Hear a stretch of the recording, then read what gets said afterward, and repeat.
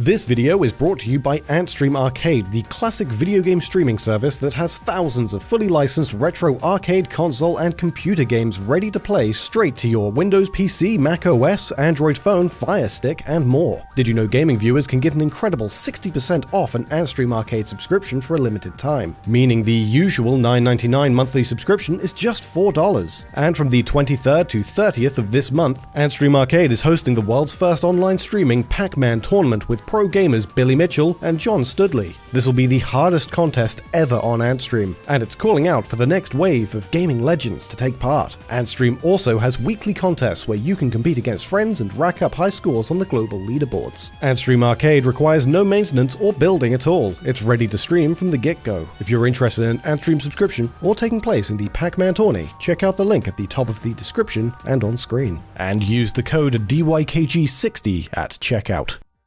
Did you know? Pac-Man has influenced the video game industry in profound ways, so much so that even its spin-offs have impacted some of the biggest games in the industry. The arcade platformer Pac-Land actually inspired the original Super Mario Bros. On NES. When Pac-Man creator Toru Iwatani was asked about Pac-Man spin-offs by Geek Culture, he replied, "I worked on the sequel Pac-Land and Pac-Mania, and my favorite is Pac-Land, which is the pioneer of action games with horizontally scrolling backgrounds. Mr. Shigeru Miyamoto, who developed Super Mario Bros., told me Super Mario Bros. Was influenced by Namco's Pac-Land. Super Mario Bros.' immense popularity was in part due to its horizontal scrolling, which might not have appeared in the game if not for Pac-Land." Pac-Man's influence can also be seen in the competitive world of gaming, and helped start professional gaming as a whole. In fact, some of the earliest Pac-Man high scores even became international news. In 1982, 8-year-old Pac-Man player Jeffrey Yee claimed to have gotten a score of over 6 million in the game. This score astonished anyone who had played the game, including then President of the United States of America, Ronald Reagan.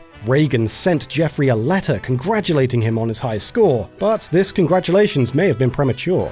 Yee's alleged score of 6,131,930 can only be achieved if the player gets past level 256, which is a kill screen. For those unaware, a kill screen is a stage in a video game that stops the player's progress due to a built-in software bug. In the case of Pac-Man, level 256 is glitched, with half the board being a jumbled mess, and may be impossible to pass. This is because the game's level counter is stored as an 8-bit integer, with the highest value being 255. The level counter starts with 0, but this value is read by the game and a 1 is added for the level counter on screen, meaning the first level is actually level 0, but is shown as level 1, and the second level is level 1 but reads as level 2, and so on. The game illustrates this value using symbols in the bottom corner of the screen. Because of the overflow, adding 1 to 255 would be 0. And due to a programming oversight with level 256, the game calls for far more symbols than usual. These symbols are called up onto the screen, resulting in half the level being filled with a garbled mess of graphical data. But this graphical data doesn't just obscure the level, it also interferes with the objects within it. Most importantly, the graphical data renders all but 9 pellets on the right side uncollectible. For a level to end, the game checks whether Pac-Man has eaten 244 pellets. With the remaining 9 pellets on the right side and the 122 on the left, the player will be 113 short of 244 pellets, and unable to progress to the next level, effectively killing the game. The current world record high score in Pac-Man is 3,333,360 points, which was first achieved in 1999 by professional gamer Billy Mitchell. This score is often touted as a perfect score by those who believe it's impossible to get past the game's 256th level, as it requires the player to eat every single pellet, blinking energizer blob, flashing blue ghost, and point-loaded fruit without losing any lives. Scores like Jeffrey Yee's, which surpass 3.5 million points, require the player to beat level 256. This is largely the reason why such high scores are seen as suspicious, especially when you consider that no score higher than Billy Mitchell's has ever been officially documented. Other Pac-Man players have also achieved a perfect score since 1999. And according to gaming record tracker Twin Galaxies, professional gamer David W. Race appropriately has the fastest completion time of 3 hours, 28 minutes, and 49 seconds. And for those wanting to get into competitive Pac-Man, we reached out to Billy Mitchell to see if he had any tips for aspiring players. Mitchell told us, "Assess your situation and create short, attainable goals so you can measure your progress." I mean, that's the way it is with education, sports and training for anything really.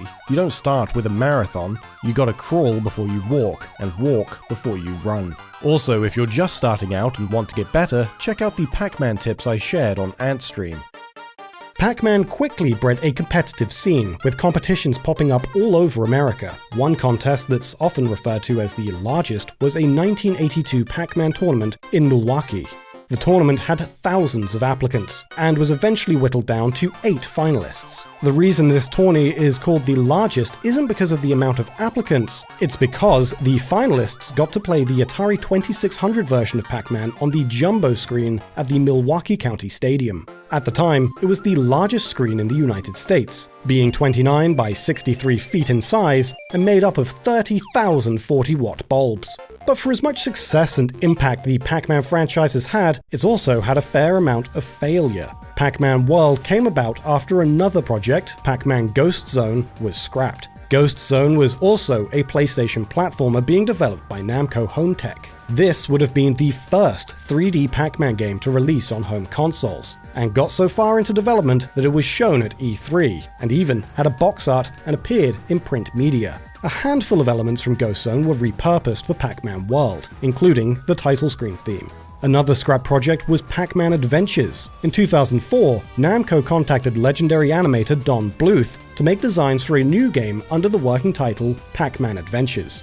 Don did concept art for the game, but it was ultimately cancelled for unknown reasons. Some of the ideas for the game were later used in Pac-Man World 3. Another interesting Pac-Man game that was cancelled is Count Pacula. This was planned as a video game pinball hybrid game set to release in arcades in 1983. The game was similar to Baby Pac-Man, but instead of ghosts, Count Pacula is chased by the Pac-Man family holding wooden stakes. Eating a power pellet would let players bite the Pac-Man family members and turn them grey, which would also make them hunt down and bite other family members. The game was likely cancelled early on due to its subject matter not being very family friendly. Due to the game being developed in 1982, it's very likely it was based on an episode of the Pac-Man TV show titled Pacula, which features a Dracula-inspired Pac-Man. During the Spring 2001 Tokyo Game Show, Namco announced that they would be renewing their support for the Bandai WonderSwan. One of the games they announced was a Pac-Man title named Super GPS Pac-Man, which would use the Wonder Gate and a GPS add-on to generate a maze based on the player's location. Pac-Man could explore the maze, which would be filled with objects relevant to the player's GPS location, such as having cars for enemies if the player was on a road. The project was cancelled for unknown reasons, and the GPS add-on was never released. Another scrap Pac-Man is Super Pac-Man Pinball, which was planned to release for the Nintendo DS around 2005. It was intended to be a sequel to Pac-Man Pinball Advance for the GBA, and was likely cancelled due to Pinball Advance's negative critical reception and poor sales. Again, this video is brought to you by the arcade streaming service Antstream. If you want thousands of arcade, console, and computer games for 60% off, just $4 per month, check out the link at the top of the description and on screen. And use the code DYKG60 at checkout. And from the 23rd to 30th of this month, Antstream is hosting the world's first online streaming Pac-Man tournament, with pro gamers Billy Mitchell and John Studley. If you want to compete against these legends yourself and prove your mettle, hit up the link below.